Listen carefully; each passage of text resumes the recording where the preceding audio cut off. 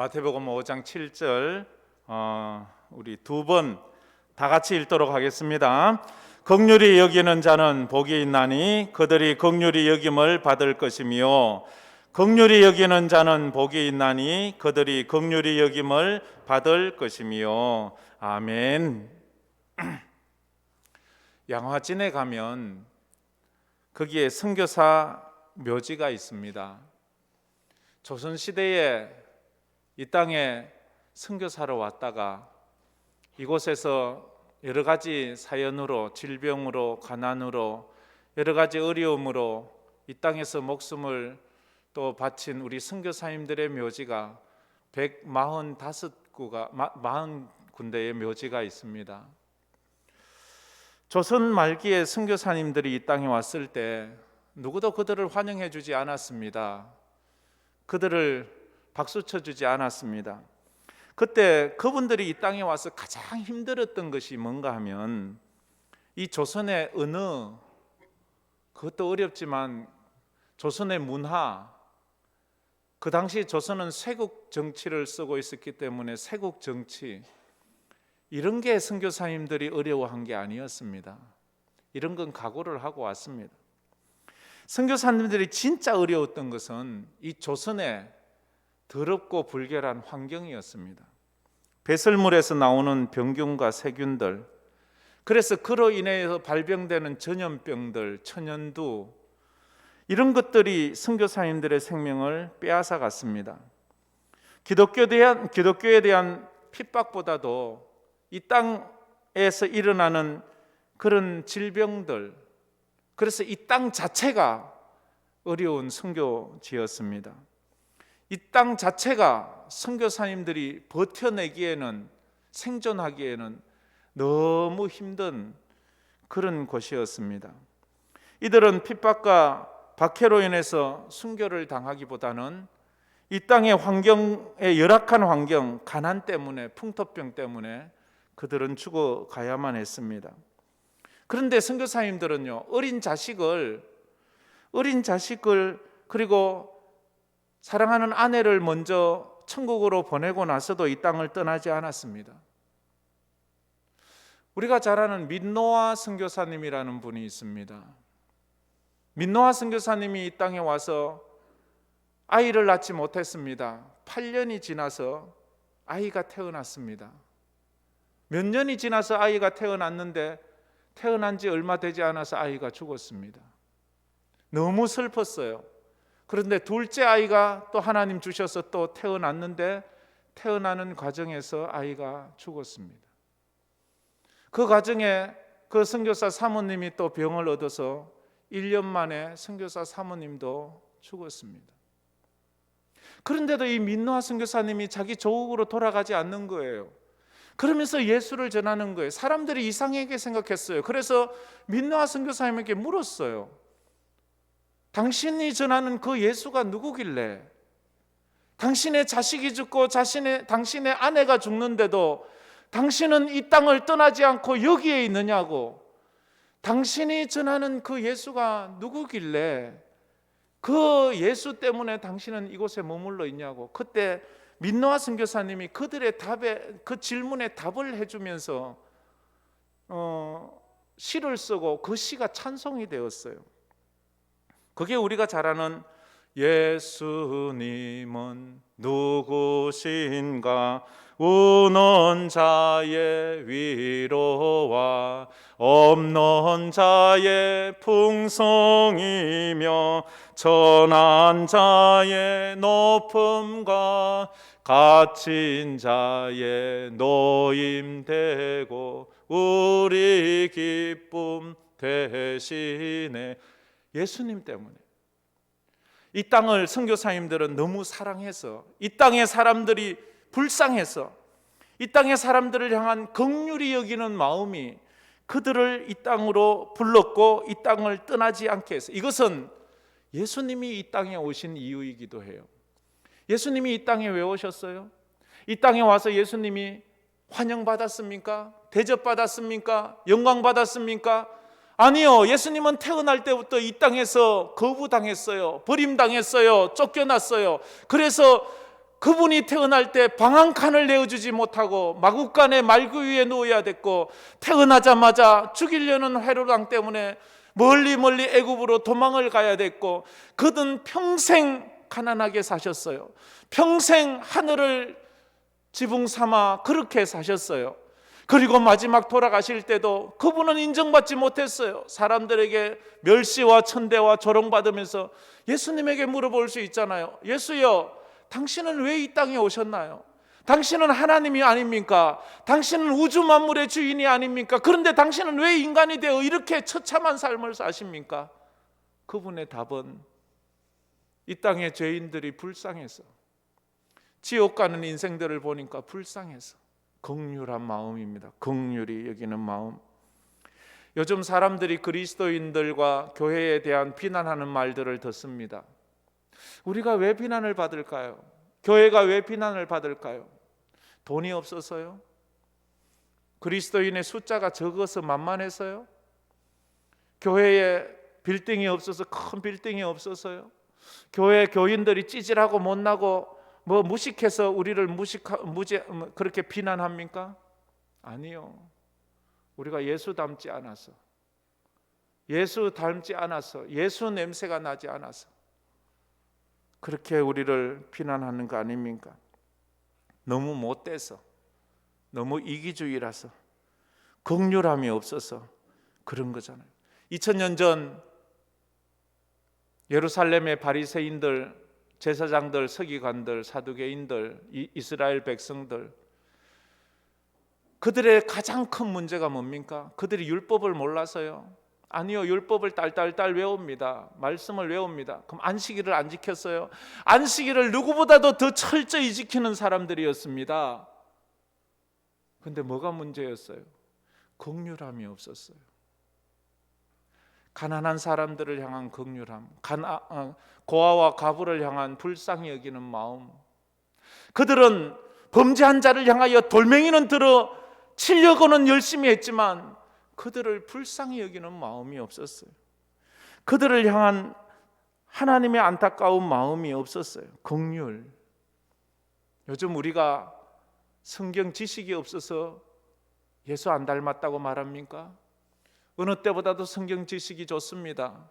찬송가를 몰라서요? 예배를 안 드렸어요? 우리는 마스크를 하고라도 예배를 드리고 있습니다. 그런데 우리에게 긍휼함이 없어요. 팔복은 예수님의 초상화라고 말씀드렸습니다. 팔복을 가만히 보면 예수님이 보여요. 그처럼 우리의 말과 우리의 행동과 우리의 삶을 가만히 보면 내가 누군지가 보여요.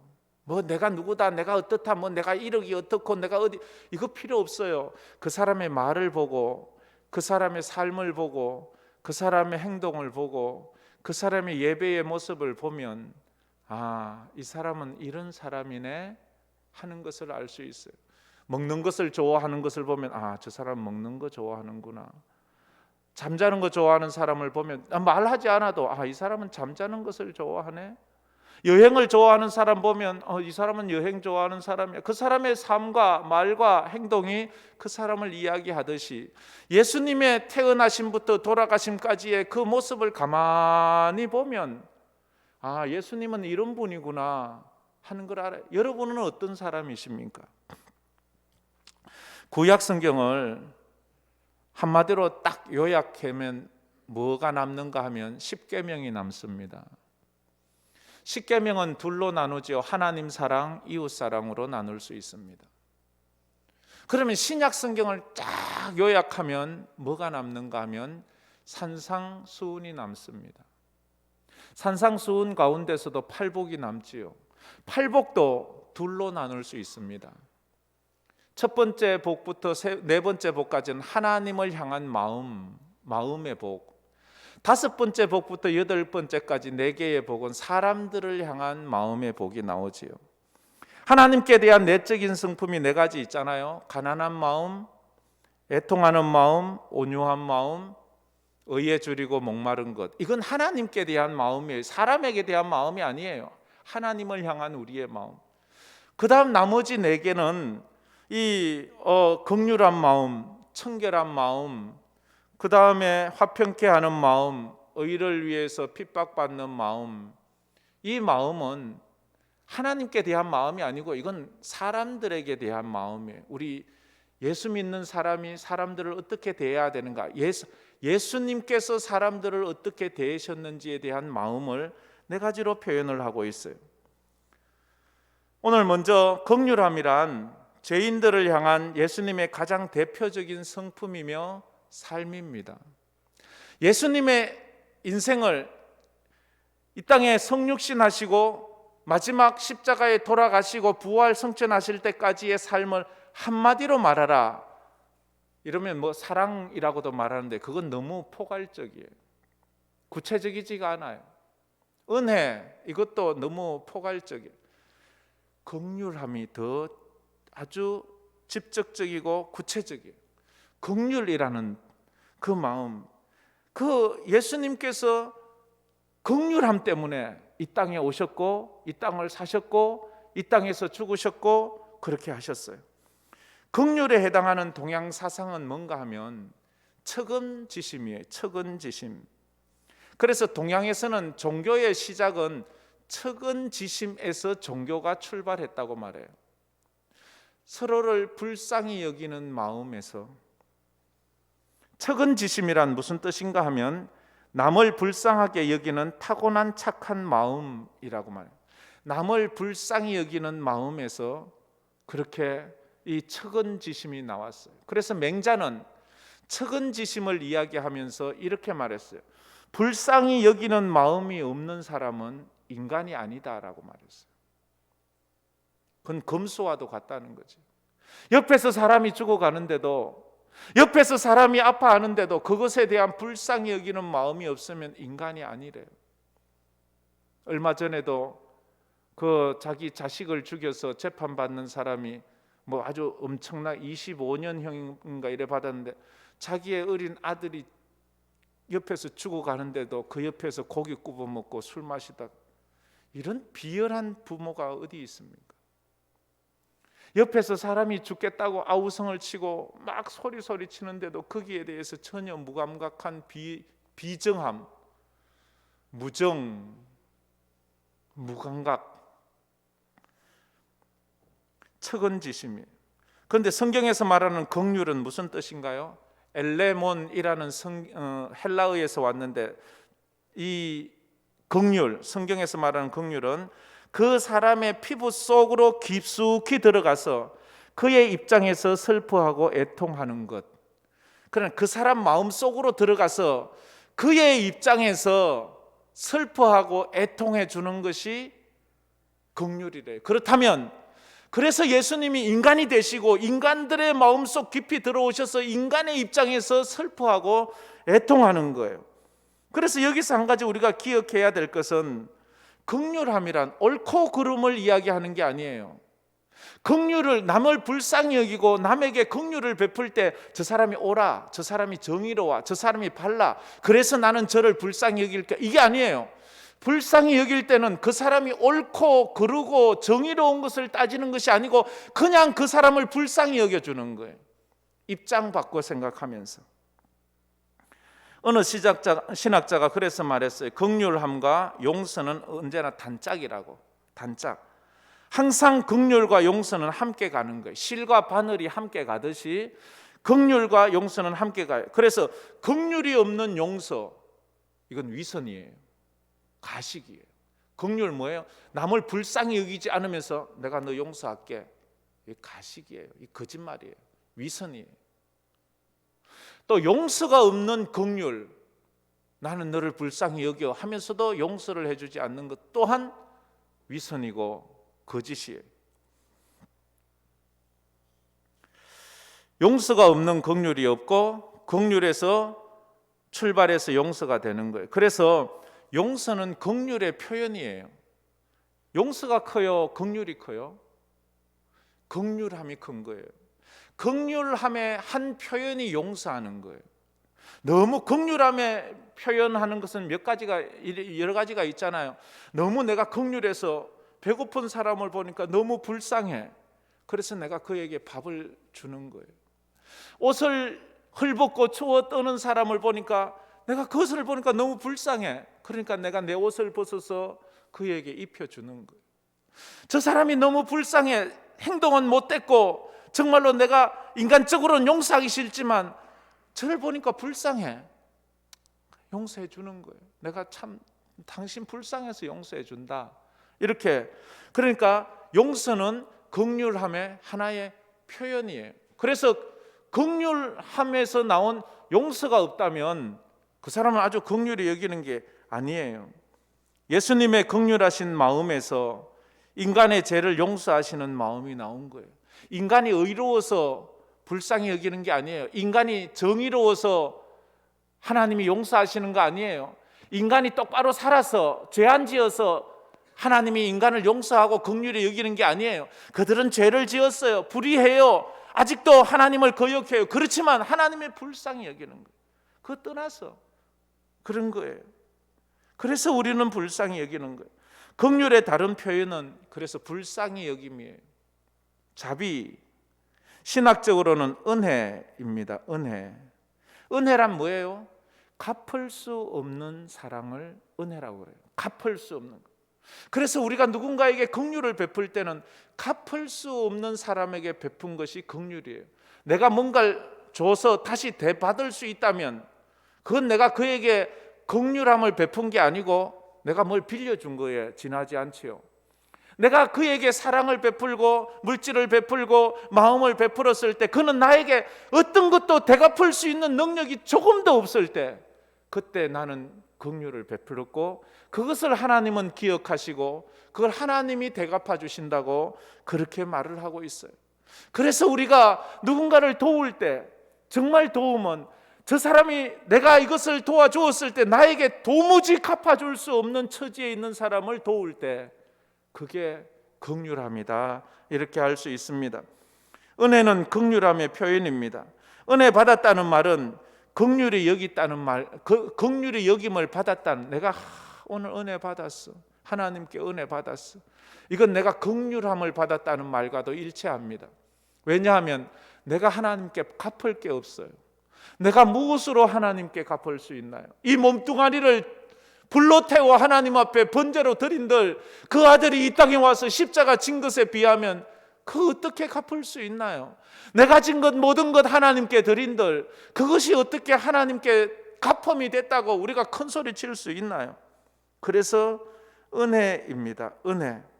인간을 향한 예수님의 긍휼하심은 인간이 옳아서가 아닙니다.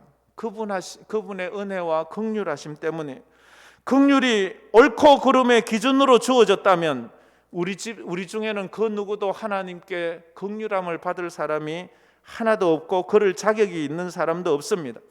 우리는 불의하지만 하나님의 긍휼하심을 받았습니다. 옳아서 받은 게 아니에요. 하나님의 은혜가 너무 커서 우리가 받은 것입니다. 사람이 그래서 하나님 앞에서 무엇보다도 먼저 받아야 되는 것은 긍휼이에요. 불쌍히 여김을 받아요. 만약 우리가 오늘도 하나님 앞에 불쌍히 여김을 받지 않는다면 그 인생은 멸망해요. 그 인생은 불쌍해요. 주여 나를 불쌍히 여겨주세요. 그래서 성경에 보면 공관복음에 보면 예수님께 나왔던 장님들도 나환자들도 여러 가지 문제가 있는 사람들이 부르짖잖아요. 예수여 나를 좀 불쌍히 여겨주세요. 예수여 나를 좀 불쌍히. 주님이 돌아보시고 불쌍히 여긴 인생치고 그 인생이 복받지 않은 인생 하나도 없어요. 그런 거 보면 저는 하나님 앞에 정말 불쌍히 여김을 받은 사람 중에 하나예요. 아마 이 중에서 저만큼 하나님에게 불쌍히 여김 받은 사람이 있으면 한번 나와보세요. 그렇게 불쌍히 여김을 받았으니까 예수 믿지 않는 가문에서 예수 믿어 구원받았고 예수 믿어 구원받는 것으로 끝나는 것이 아니라 목사까지 되었고 목사까지 된 것으로 만족한 것이 아니라 이 황금교회 또 담임 목사까지 되어서 이런 놀라운 축복을 받은 난 이것을 하나님 앞에 갚을 길이 없어요. 내 몸 다 드려도 주님께서 내게 베푸신 이 은혜를 어떻게 다 갚을 수 있습니까? 나에게서 끝나는 것이 아니라 하나님은 또 큰 복을 주셔서 제 아들이 목사가 되게 하시잖아요. 얼마나 감사한지 몰라요. 제 아들이 목사가 된대요. 얼마나 감사해요. 그게 너무너무 감사해요. 가늠하다가 현장에서 붙잡혀온 그 여인을 향하여 바리새인들과 사람들은 돌을 집어들어 죽이려고 해요. 예수여, 율법에는 이런 여자를 죽이라고 합니다. 당신은 뭐라고 말하겠습니까? 사람들이 으르렁대면서 그 여인의 죄만 보는 거예요. 그 여인은 돌에 맞아 죽어야 돼. 그때 예수님이 하신 말씀, 너희 중에 죄 없는 자가 먼저 돌로 쳐라. 너희 중에 죄 없는 자가 먼저 돌로 쳐라.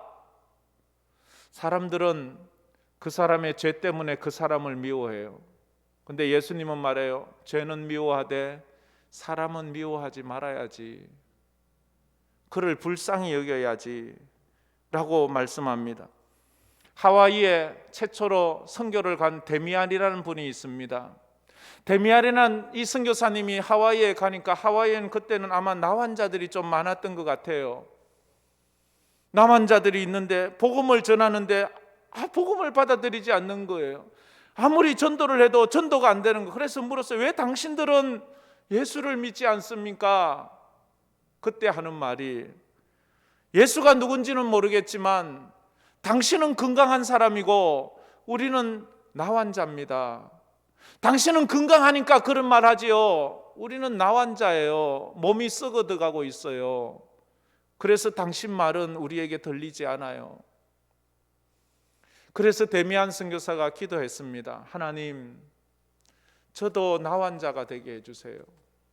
저들은 내가 건강해서 내 말을 듣지 않는다고 합니다. 그러면 내가 나환자가 되면 저들이 내 말을 들을 터이니까 나를 나환자가 되게. 이런 기도를 어떻게 할 수 있습니까? 이건요, 그냥 남들 듣기 좋으라는 폼 잡으려고도 하려면 가슴이 떨리는 이야기예요.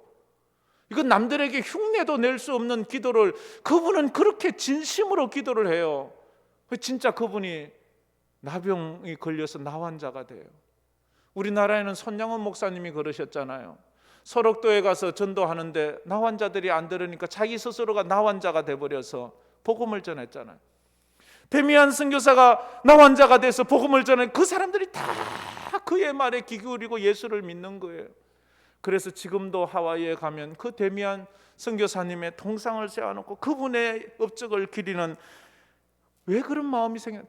이들 예수 안 믿으면 지옥 가고 예수 안 믿으면 멸망하는데 이들에게 내가 복음을 전할 길이 없어요. 근데 내가 나환자가 되면 이들이 내 복음을 전하 천국 간다고 하니까, 그러면 내가 나환자가 되는 한이 있어도 이들에게 복음을 전해야 되겠다는 그 긍휼한 마음이 있었던 거예요.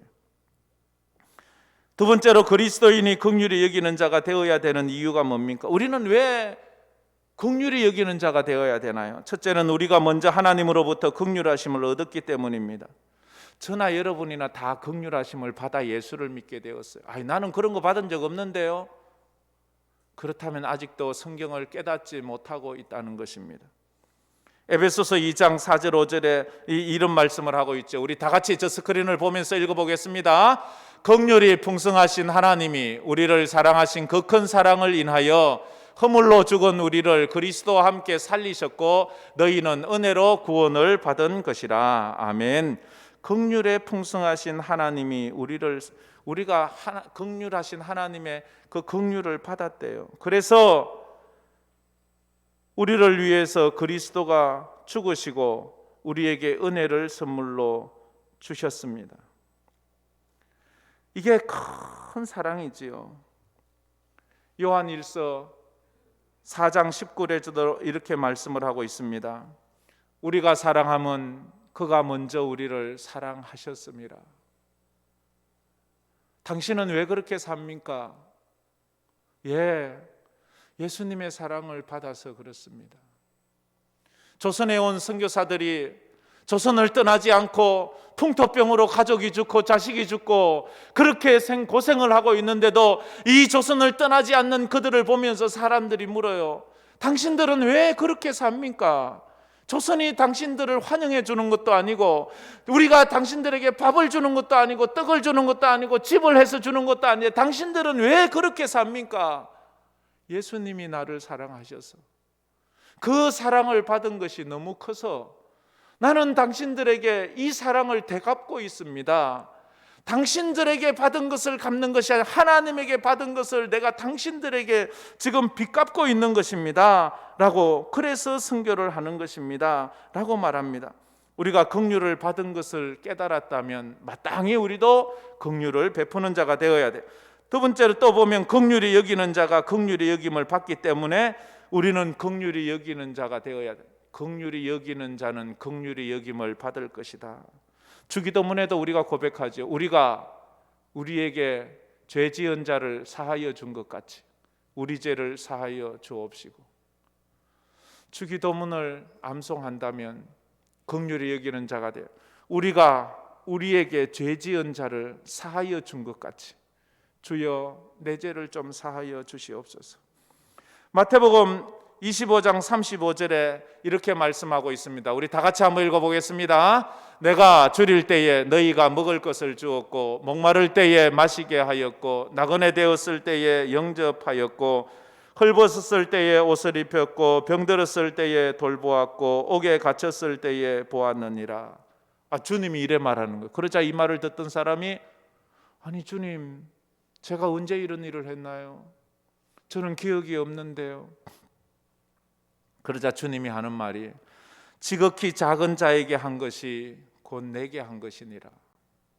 지극히 작은 자, 작은 자라는 것은 아무런 능력이 없는 자, 내가 사랑을 베풀어도 그 사랑에 대해서 되갚을 능력이 없는 자에게 한 것이 곧 내게 한 것이라. 주님은 그렇게 말씀을 했습니다. 여러분의 작은 긍휼과 자비는 언젠가는 여러분에게 돌아올 것입니다. 어젠가 아랜가 인터넷 뉴스에서 이걸 보았어요. 저도 마음이 찡하더라고요. 어떤 연세 많으신 여자분이 치매에 좀 걸려서 이 추운 날씨에 그만 집을 나갔다가 길을 잃어버렸어요. 길을 잃어버려서 가족들은 막 난리가 나서 막 그분을 찾는데, 나갈 때는 아주 얇은 옷을 입고 나갔기 때문에 이 추운 겨울에 어떻게 되냐고 막 걱정을 하는데, 몇 시간 후에 찾았는데 떳떳한 잠바를 입고 계신 거예요. 그래서 어머니가 얼어 죽거나 다치지 않고 집에 돌아왔어요. 너무 고마운 거예요. 근데 누가 우리 어머니에게 잠바를 입혀주셨나? 그래서 누가 이 잠바를 입혀주셨는지 아시는 분 좀 말씀해 주세요. 가서 고맙다고.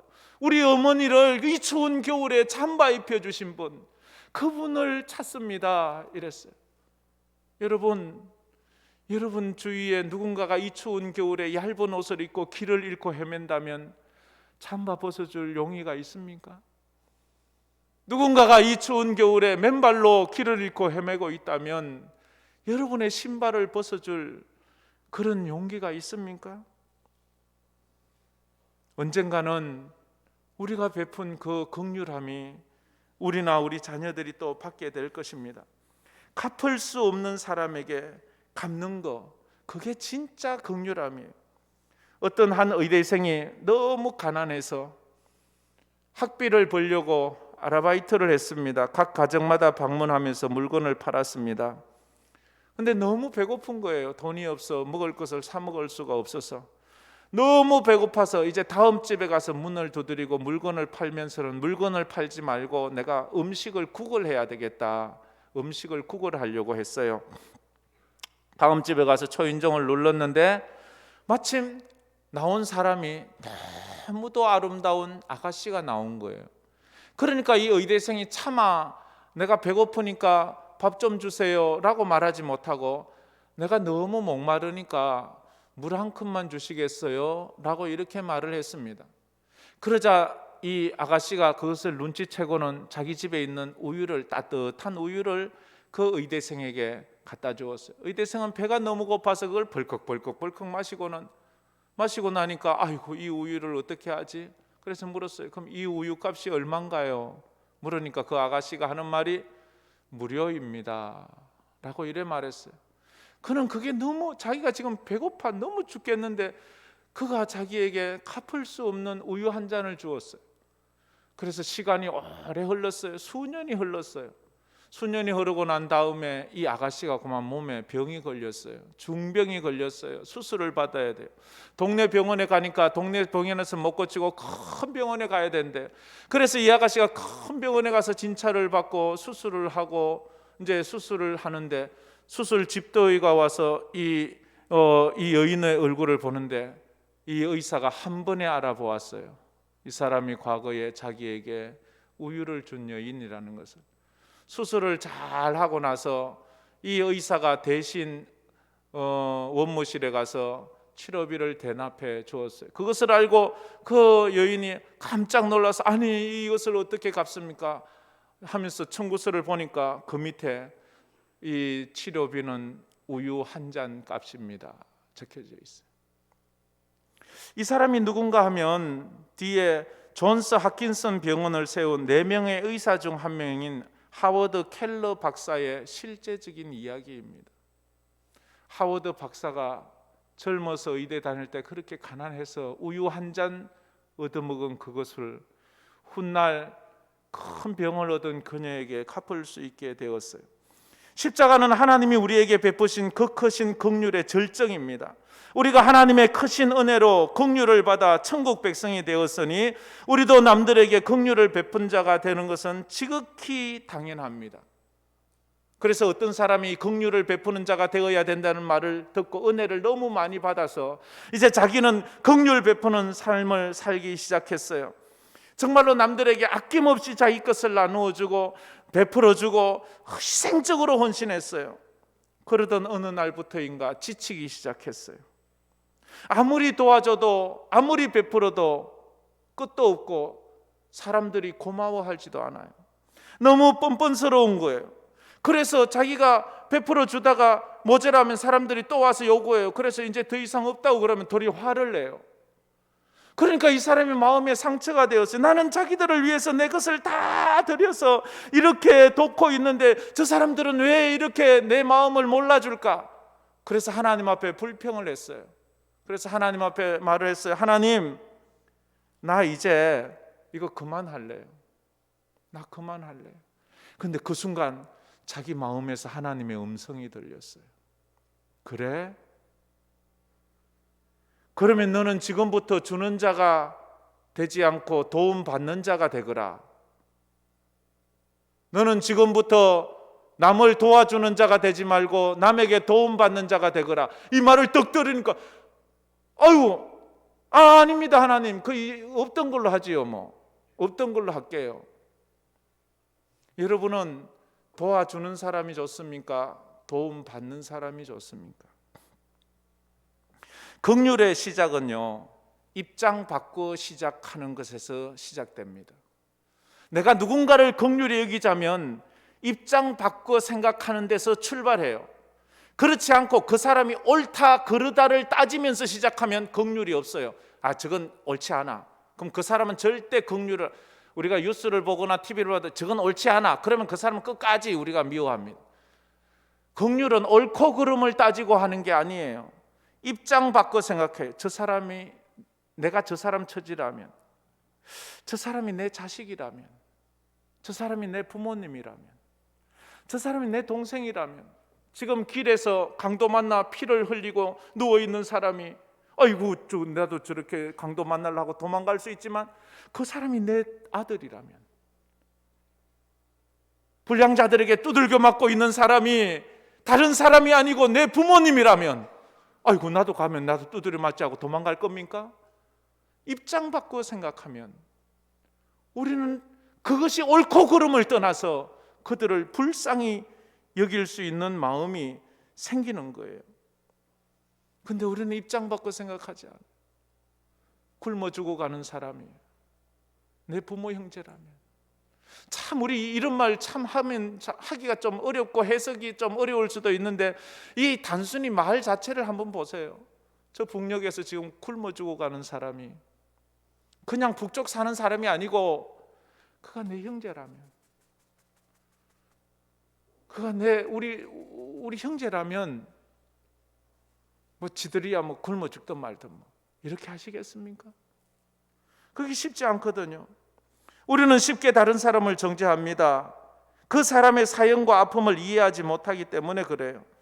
자신의 아픔과 상처가 어떤 사람에게는 긍휼의 성품으로 승화되기도 하지만 그 사람이 가진 아픔과 상처가 반대로 못되고 악한 성품으로 발전되기도 해요. 예전에 우리나라에도 시집살이가 참 심했잖아요. 시어머니들이 며느리들을 왜 그렇게 괴롭혔는지. 그런데 그렇게 시어머니에게 괴롭힘을 당한 사람이 자기가 며느리 얻고 나면 자긴 잘해줘야 될 거 아니에요. 근데 또 못되게 해요. 얼마나 못되게, 자기가 받은 것보다 더 못되게. 그러면 안 돼요. 지금 미국에서 문제가 뭐예요? 흑인들이 아시안들을 괴롭히는 거잖아요. 지난주만 해도 흑인이 아시안 괴롭히다가 그 여인 쫓아와서 죽였는데 그 사람이 한국 사람이잖아요. 젊은 30대 여인. 그 여자가 내 여동생이라면. 흑인들은 자기들도 자기 조상들이 아프리카에서 노예로 끌려와서 그렇게 백인들에게 학대받아서 괴로움 당했으면 여기서 남의 나라 와서 살고 있는 이민자들을 좀 도와주고 사랑을 베풀어야 되는데 자기들이 당한 게 있다고 너희들이 여기 와서 우리 거 빼앗아 먹으니까 하면서 그들을 더 괴롭히는 거예요. 몸이 아파본 사람은 아파본 사람의 마음을 이해하잖아요. 근데 어떤 사람은 그 아픈 것이 남들에게 갑질을 해요. 내가 아파봤는데 그거 별거 아니야. 그 엄살을 뿌리지 마. 그게 아니잖아요. 그 사람 지금 너무너무 아파한데 나도 아파봤는데 많이 힘들지. 그래 조금만 참아. 그러면 될 거야. 이렇게 위로는 못할 망정. 엄살 떨지 마. 일어나. 그까지 그거 가지고. 이러면 안 돼요. 링컨 대통령은 말했습니다. 원수는 죽여서 없애는 것이 아니라 원수를 친구로 삼아서 없애야 한다고. 이 한 주간도 예수님이라면 어떻게 했을까를 생각하면서 믿음으로 사시는 은혜가 있기를 주의 이름으로 축복합니다. 우리 이 찬양 한번 부르면서 나가겠습니다. 심령이 가난한 자는 천국이 저희 것이요. 우리 찬양 한번 불러봅시다.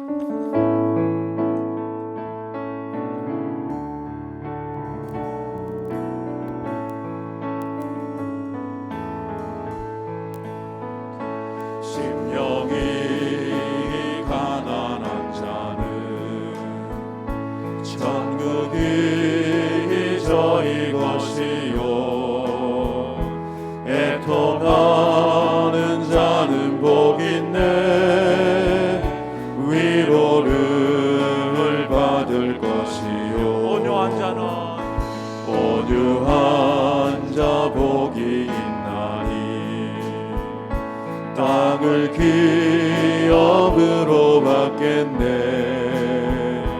의에 줄이고 목마른 자는 저 입에 부를 것이요. 긍휼히 여기는 자는 긍휼히 여기는 자는 긍휼히 여김 받겠네.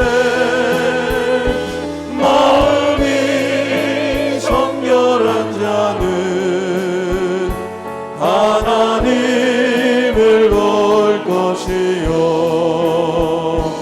화평케 하는 자는 하나님의 아들이라 일컫네.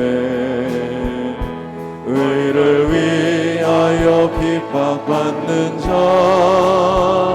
천국이 저희 것이라. 긍휼히 여기는 자는 긍휼히 여기는 자는 긍휼히 여김 받겠네. 마음이 정결한 자는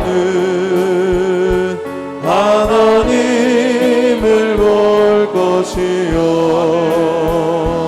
화평케 하는 자는 하나님의 아들이라 일컫네. 의를 위하여 핍박받는 자 천국이 저희 것이라. 내게도 주소서. 내게도 주소서. 내가 복을 받기 원하네. 오 내 주여 주소서. 내게도 주소서. 내가 복을 받기 원하네. 오 내 주여 주소서.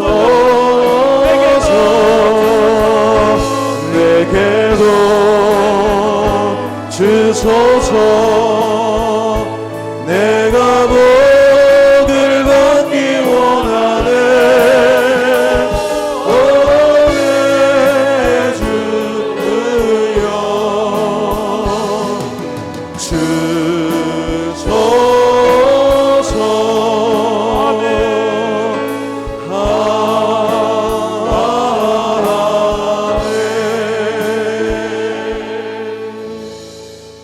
이 시간 우리 기도하기 전에 우리 선교사님 먼저 한번 인사하고 그래 기도했으면 좋겠습니다. 이 말라위에서 왔습니다. 말라위도 요즘 앞으로 나오세요. 또 코로나가 좀 많고 그렇습니다. 건강검진차 이렇게 또 오랜만에 나왔습니다. 우리 최성숙 선교사님인데, 양달순 선교사님은 지금 파송된 지 15년이 됐는데 한 번밖에 안 왔어요. 그래 또 요번에 좀 같이 왔으면 좋았는데 그래 나왔습니다. 우리 기도할 때 우리 선교사님들을 위해서도 한번 기도했으면 좋겠습니다. 우리 한번 인사하세요. 자, 우리 선교사님 박수 한번 칩시다. 예. 우리 다 같이 말씀을 생각하면서 우리 선교사님 거기서 계시고 우리 다 같이 한번 기도했으면 좋겠습니다. 양화진에 있는 선교사 묘역을 보면 그 선교사님들이 이 땅에 올 이유가 없어요. 이유는 단 한 가지예요. 하나님 때문에, 예수님 때문에. 그들은 이국 멀리 알지도 못하는 땅에 와서 병들어 죽었어요. 그렇게 살았어요. 긍휼함 때문에. 우리도 그 긍휼함을 받았어요. 이제 사랑이 빚진 자예요. 우리는 사랑이 빚진 자로 살아야 합니다. 우리가 긍휼히 여기는 자가 되는 것은 먼저 긍휼함을 받았기 때문입니다. 긍휼히 여겨야 긍휼히 여김을 받기 때문입니다. 세상이 왜 우리를 비난합니까? 예수를 닮지 않아서 그렇습니다. 예수님의 긍휼하심이 없어서 세상을 비판하고 세상을 비난하고 정죄하는 일에는 바리새인들처럼 빠르지만 입장 바꿔서 그들의 입장에서 같이 아파하고 슬퍼하고 눈물 흘리는 그런 긍휼의 사람이 없어서 그래. 우리 선교사님들이 그 긍휼한 마음으로 저 10 가정이 9개 나라에 파송되어 있습니다. 오늘 특별히 기도할 때는 말라위에 있는 양달순 선교사님, 최성숙 선교사님과 그 가정과 그 사역을 위해서 주께서 저들에게 은혜를 주셔서 저들이 받은 그 긍휼함을 말라위 사람들에게 베풀어 그들이 하나님을 만나고 은혜를 경험할 수 있도록 우리가 이 힘들고 어려운 코로나 시대에 예수님의 긍휼하신 사랑으로 힘들고 어려운 사람들을 같이 품에 안고 울어줄 수 있는 그런 긍휼한 인생이 되게 해달라고. 그래서 우리가 하나님 앞에 더 믿음으로 살 수 있는, 주여 내게도 이런 마음을 주소서, 주여 내게도 이런 마음을 주소서, 그런 은혜의 삶을 살게 해달라고 우리 다 같이 통성으로 기도하며 나가겠습니다. 주여 감사합니다. 오늘도 감사합니다. 아버지 사랑해 주셔서 아버지 하나님, 감사합니다. 오늘도 귀한 오늘도 말씀을 저희들이 저희에게 주님 앞에 주시고 나와서 그의 긍휼히 말씀을 여기는 자로 묵상하며 살아갈 수 예수님의 있도록 마음을 깊이 주님, 생각하기를 우리도 주님의 원합니다. 마음을 예수님께서 닮아가기를 왜 이 땅에 원합니다. 오셨는지, 아버지 하나님, 예수님이 왜 이 긍휼히 땅에서 여기지 십자가를 않는 자는 지셨는지, 긍휼히 주님의 여김을 그 크신 받는다라고 은혜와 말씀하고 사랑을 있습니다. 우리에게 아버지 하나님, 우리가 옳고 우리가 받은 긍휼히 여김을 받았사오니 주님의 그 사랑과 은혜를 받았사오니 하나님 아버지, 우리도 긍휼히 여기는 자가 되게 하여 주시옵소서. 그 십자가의 사랑으로 우리를 구원해 주시고 그 십자가의 은혜를 아버지 하나님 살려주시니 감사합니다. 아버지 하나님, 우리도 그러한 자가 되기를 원합니다. 아버지 하나님, 우리도 불쌍히 여기는 자로서 아버지 선교사님들을 위해서 아버지 기도하며 나아갑니다. 하나님 아버지, 그 나라와 그 땅을 그 영혼들을 불쌍히 여기는 마음으로 하나님 선교지에서 귀한 사역들을 감당하고 있는 우리 선교사님, 특별히 아버지 말라위에서 선교하는 우리 선교사님 주님 붙잡아 주시옵소서. 십자가의 그 피 묻은 그 아버지의 복음을 증거하며 나아갈 때에 많은 영혼들이 주님 앞으로 돌아가 해주시고 그 가정을 지켜주시고 저들을 지켜주시고 하나님의 크신 마음으로 충만하게 채우시는 그 은혜가 있게 하여 주시옵소서.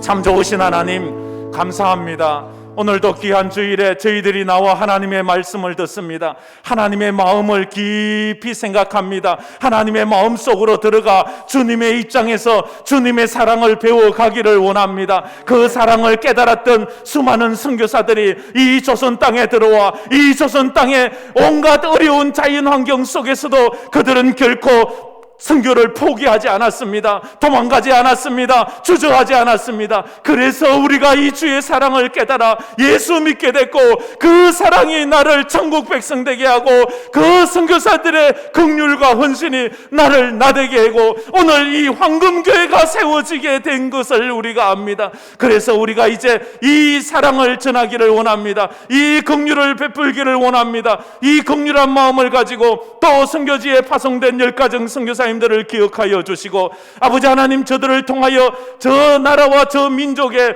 예수의 사랑과 긍휼하심이 증거되게 하여 주시옵소서. 특별히 아버지 하나님 말라위 양달순 선교사님 또 최승수 선교사님 그 가정과 그 자녀들과 그 사역을 축복하여 하나님 영광 거두어 주시고 우리 선교사님 건강을 붙잡아 주시고 깨끗이 회복되게 하여 주시옵소서. 그 외에 모든 우리 선교사님들도 건강하게 하시고 성령으로 충만케 하여 주옵소서. 이 한 주간도 예수님이라면 어떻게 사셨을까? 예수님의 입장에서 이 나라 이 민족을 보며 눈물로 기도하는 우리 성도들 다 되게 하여 주옵소서. 오늘도 지치고 피곤한 심령으로 주님 앞에 왔사오니 주여 저들을 불쌍히 여겨 주시옵소서.